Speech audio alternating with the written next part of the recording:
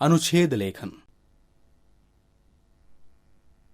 दी गई जानकारी को ध्यान से देखिए, पढ़िए और समझिए। अनुच्छेद लेखन एक ऐसी कला है जिसमें किसी विषय पर संक्षेप में अपने विचार व्यक्त किए जाते हैं। अनुच्छेद लिखते समय मूल विषय को केंद्र में रखकर अपने विचारों को संतुलित ढंग से कम शब्दों में व्यक्त किया जाता है। यह स्वयं में स्वतंत्र एवं पूर्ण रचना होती है। अनुच्छेद में अनावश्यक प्रसंग या उदाहरण नहीं देने चाहिए। आओ अब अनुच्छेद लेखन में ध्यान रखने योग्य कुछ महत्वपूर्ण बिंदु देखें। अनुच्छेद में भूमिका, विषय वस्तु का विस्तार, उपसंहार आदि का उल्लेख नहीं किया जाता। अनुच्छेद में प्राय उदाहरणों, घटनाओं, प्रसंगों आदि का उल्लेख नहीं किया जाता। अनुच्छेद का आरंभ सीधा विषय से होता है।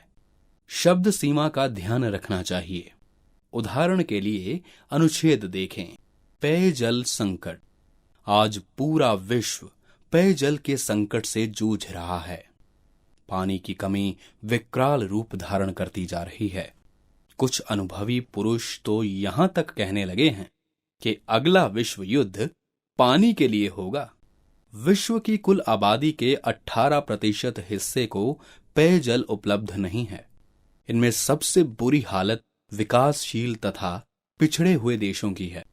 यहां शुद्ध पेयजल न मिल पाने तथा सफाई की समुचित व्यवस्था न होने के कारण प्रतिवर्ष 22 लाख लोगों की मृत्यु हो जाती है। विकासशील देशों में समुचित साधन न होने के कारण लगभग 33% जल बर्बाद हो जाता है। इन देशों में पानी भर कर लाने की जिम्मेदारी अधिकतर महिलाओं की होती है। इन्हें एक बाल्टी पानी के लिए 4-6 किलोमीटर तक चलना पड़ता है। विश्व भर में ताजे पानी का समुचित सदुपयोग नहीं हो रहा। लगभग 70% कृषि ताजे पानी से की जा रही है। सिंचाई व्यवस्था में अनेक खामियां हैं, जिसके कारण आधे से कुछ अधिक पानी भाप बनकर उड़ जाता है। त्रुटिपूर्ण सिंचाई व्यवस्था से पानी की बर्बादी तो होती ही है, पर्यावरण एवं स्वास्थ्य संबंधी खतरे भी उत्पन्न हो जाते हैं। अवांछित पानी से मच्छरों की उत्पत्ति होती है, जो अनेक रोगों का कारण बनते हैं। कहने को तो पृथ्वी का 70% भाग जल से भरा है, किंतु इसमें से केवल 2.5% पानी ही पीने योग्य है। शेष खारा है। इस 2.5% का भी 70% भाग बर्फीले स्थानों पर जमा हुआ है, जबकि शेष भूमि में नमी के रूप में तथा गहरे जलाशयों में है। इस पानी को निकाल सकना इतना आसान नहीं है। इस प्रकार मनुष्य के प्रयोग के लिए मात्र 1% के आसपास ही पानी बचता है। भारत भी पेयजल के संकट से बचा हुआ नहीं है। भारत के पहाड़ी और रेगिस्तानी क्षेत्रों में तो यह समस्या भयंकर रूप धारण किए हुए हैं। यदि एक मानसून धोखा दे जाए तो सूखे के साथ साथ पीने के पानी के लिए त्राही त्राही मच जाती है। धरती की सतह के नीचे पानी समाप्त होता जा रहा है।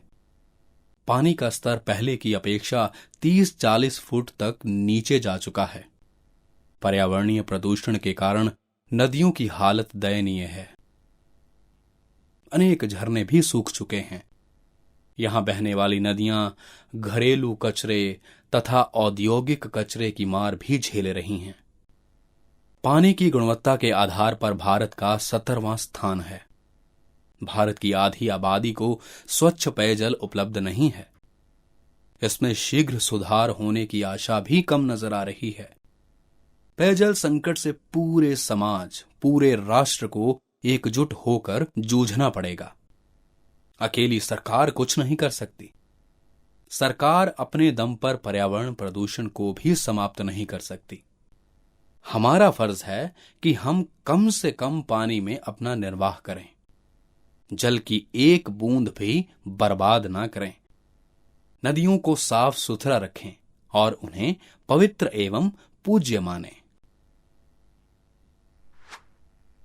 अन्य उदाहरण आपकी पुस्तक में दिए गए हैं, उन्हें ध्यान से देखिए।